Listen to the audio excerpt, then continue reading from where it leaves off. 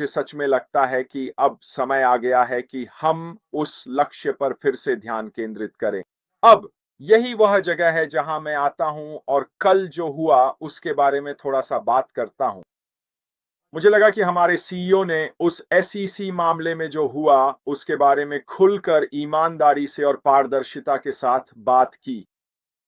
मुझे यह भी दिलचस्प लगा कि मैंने वह मामला पढ़ा है। यह खुले बाजार में उपलब्ध है। आप सभी जाकर इसे पढ़ सकते हैं। इसमें कोई छुपाने की बात नहीं है, समझे? ये इंटरनेट पर है और हर कोई इसे पढ़ सकता है। उसमें बहुत सारे औपचारिक शब्द हैं। उसमें बहुत सारी अदालत की शब्दावली है जिसे असल में सिर्फ वकील ही समझते हैं।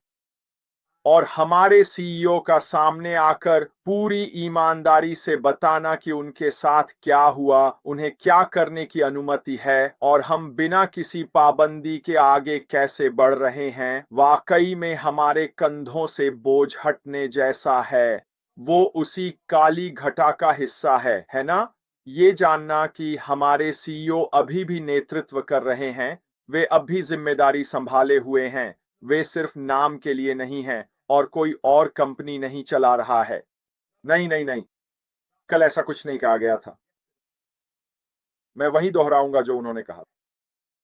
उन्हें अगले 8 साल तक किसी भी सार्वजनिक कंपनी का हिस्सा बनने की अनुमति नहीं है। क्या आपको लगता है कि हम अगले चरण में जो करने जा रहे हैं वह एक सार्वजनिक कंपनी होगी? और इसका जवाब है नहीं। यह एक निजी कंपनी है और इसी वजह से हमारे सीईओ नेतृत्व करेंगे, हमें मार्गदर्शन देंगे। वो हमारे लिए एक शानदार भविष्य का निर्माण कर रहा है। इसलिए हमें अपनी नजरें अपने लक्ष्यों पर पूरी तरह केंद्रित रखनी चाहिए, अपनी मंजिल पर ध्यान देना चाहिए और अपने रास्ते पर डटे रहना चाहिए।